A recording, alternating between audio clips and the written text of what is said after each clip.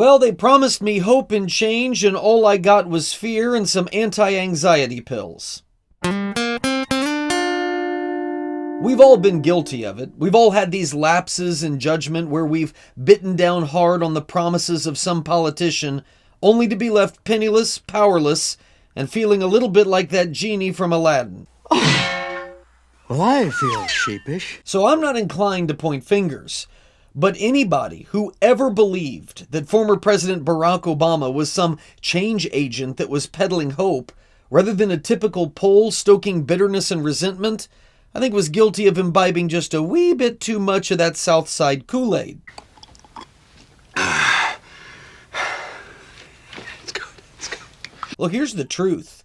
No politician, left or right, wants people being hopeful, because hopeful people are not easily manipulated or whipped into a frenzied panic that results in big campaign contributions. But fearful people are. In politics, hope is the marketing gimmick. Fear is the currency. Am I wrong?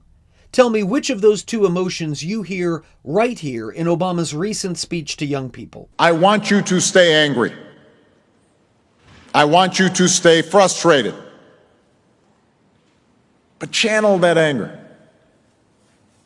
Harness that frustration. Keep pushing harder and harder for more and more.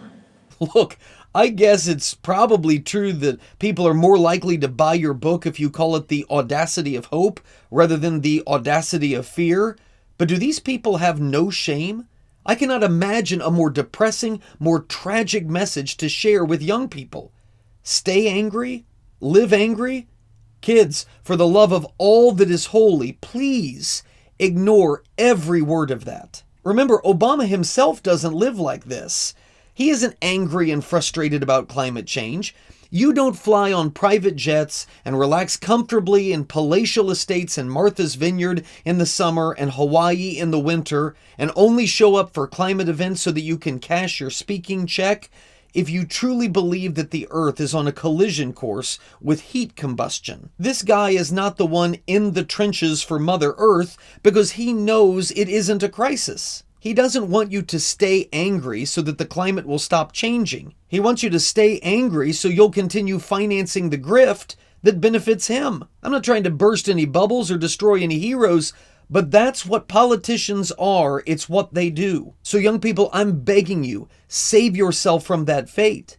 Politics has its place, of course, but life is so much bigger, and there are a million better ways to spend your fleeting years here on Earth than being angry about something that honestly nobody believes we could change even if we wanted to. Don't waste a second of your precious time on people who want you angry and fearful because they know that by embittering and frightening you, they can control and use you. You want a life worth living and meaningful?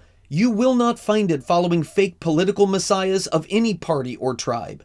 Try following the real one, who doesn't ask you to stay angry, but rather asks you to let him take your anger from you, who doesn't tell you to channel your frustration so that you can accomplish and achieve, but tells you to trust him enough to release those frustrations into a sea of his grace, who doesn't ask you to work tirelessly to accomplish the impossible, but rather to rest in his finished work that once seemed impossible. There is a much better path than the one that Obama or any politician offers you. There is hope, real hope, for those who are not too proud to choose it. And I'm praying that that's you.